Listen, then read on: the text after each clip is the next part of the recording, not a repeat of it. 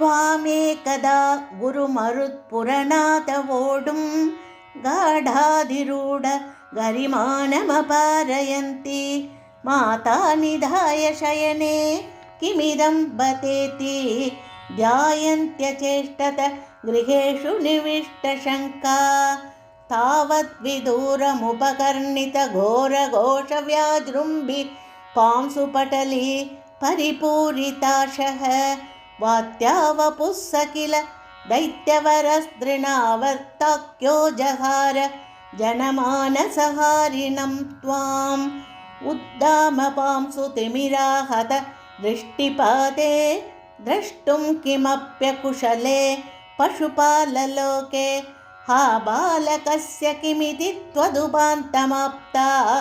माता भवन्तम् अविलोक्य वृषं रुरोद तावत् स दानववरोऽपि च दीनमूर्तिः भावत्कभार परिधारण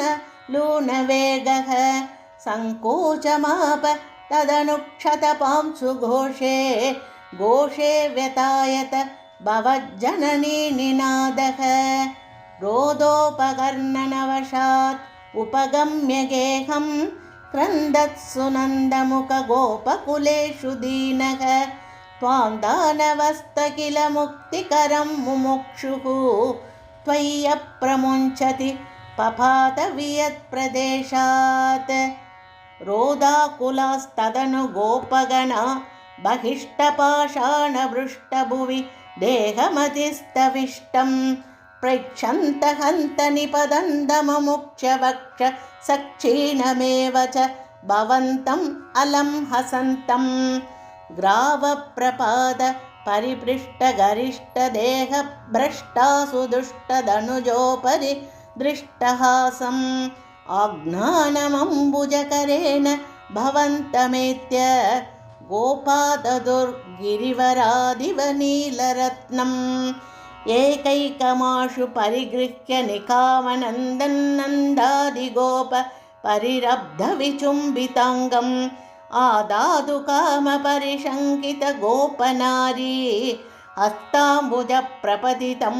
प्रणुमो भवन्तम् भूयोऽपि किन्नु कृणुमप्रणतात्तिहारी गोविन्द एव परिपालयतात्सुतं नः इत्यादिमातरपितृप्रमुखैस्तदानीं सम्प्रार्थितस्त्वदवनाय विभो त्वमेव वातात्मकं दनुजमेव महि प्रधुन्वन् वादोद्भवान् मम गदान् किमु नोऽधुनोषि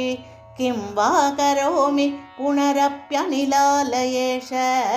निःशेषरोगशमनं मुहुरर्तये त्वाम् सर्वत्र गोविन्दनामसङ्कीर्तनं गोविन्द गोविन्द।